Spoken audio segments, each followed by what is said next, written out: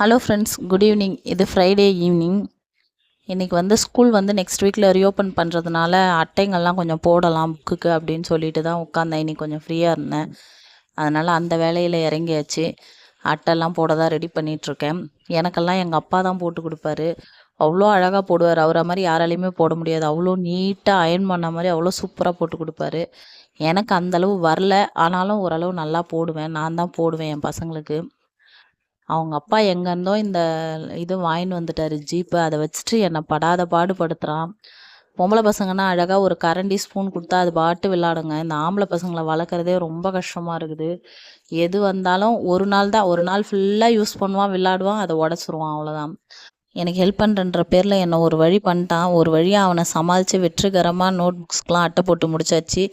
நீங்கள்லாம் உங்கள் பசங்க ஸ்கூலுக்கு எல்லாம் ரெடி பண்ணி வச்சிட்டிங்களா? நோட்லாம் அட்டை போட்டிங்களான்னு சொல்லுங்கள். Ta-ta, bye by.